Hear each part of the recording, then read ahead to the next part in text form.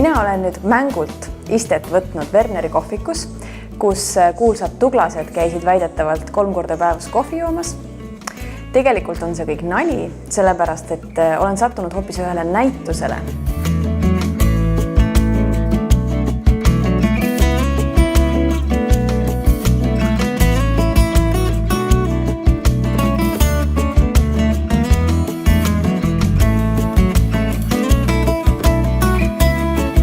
Tartu Linnamuuseumi 3 ajutiste näituste ruumis avati siis aprillis uus ajutine näitus, mis kannab nime Randevuu, kohtumispaik Tartu.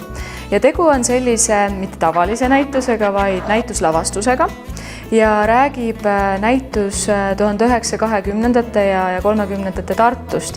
Ja nendeks läbivateks teemadeks on siis just kohtumispaigad, kus noored kohtusid ja kuulsad kohtujad, näiteks siis Tuglased ja Betty Alver ja Heiti Talvik, et need figuurid on ka siin ilusasti esindatud meie näitusel.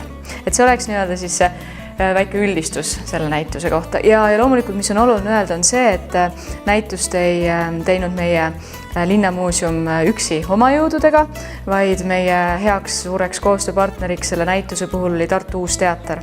Ja Tartu Uues Teatris tuligi just siis kujundus ja väga põnev kuuldemäng, mis siis läbi nende 3 toa. Kas see kuuldemäng on siis fantaasia või on sellel ka tõsieluline põhjus? No nii ühte kui teist, et aga väga palju on ka sellist fantaasiat, aga sellist, kuidas siis öelda, ajastutruud fantaasiat. Ütleme nii, et väga suur annus fantaasiat on ka loomulikult. Kohtujate kohta saab tegelikult päris palju teada, et igas ruumis on selline 3-4 figuuri, kellest siis räägitakse ja siis loomulikult kõrvale on ka pandud infot nende erinevate kohtumispaikade kohta. On toodud nii päris kohtadest, aga näiteks kui me ehk siis näituse teise ruumi, siis seal on väga palju toodud lihtsalt ajastutruud.